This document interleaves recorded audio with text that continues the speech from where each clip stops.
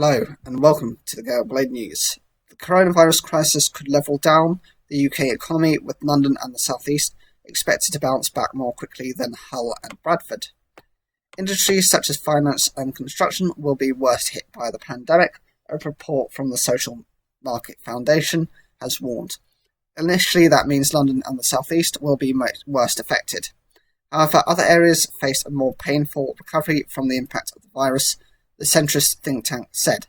The BBC has approached the government for comments. The worst affected areas in the short term include Camden and the City of London, Kingston, Chelsea, Hammersmith and Fulham, Lambeth, East Lancashire, Hounslow and Richmond upon Thames, Ealing, Tower Hamlets, Westminster, Swindon and West Essex. After the financial crisis, London recovered quickly because of concentration of jobs in banking and insurance, the report said.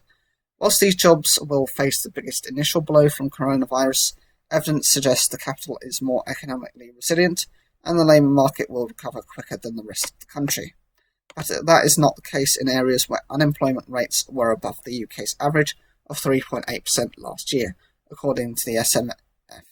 It said those areas, which include Manchester and Peterborough, face the slowest recovery. The areas that will find it hardest to bounce back include Hull, Bradford, Walsall, Manchester, Peterborough, Lambeth, Thurrock, Brent, Redbridge and Waltham, Forest and Sandwell. Policymakers need to recognise that national or even regional data can conceal the local realities of this recession and should not rely on it when making important decisions for the recovery from coronavirus, said Amy Norman from the SMF. The economic severity of coronavirus will be felt across many places, but we must remember that this recession does not occur in isolation, she said. Many people and places outside of the capital will be particularly vulnerable due to the lasting hardships of the past decade. The report also found that young people were more vulnerable to the economic impacts of the virus crisis. It said people between the ages of 20 and 24 were least likely to work in sectors like education, health or public administration, which have seen fewer people furloughed or made redundant.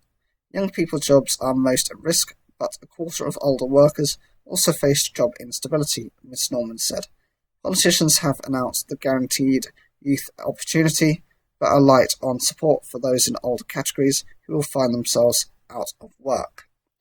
So are you from one of the areas that has actually been highlighted as an area of concern for economic stability? How are you looking at your potential job prospects? And have you been one of those people who has originally been furloughed and has now found, as furlough is starting to come to an end, that you are now facing real risks of redundancies? Whatever you think, leave your comments down below, like the video if you enjoyed it, and don't forget to subscribe.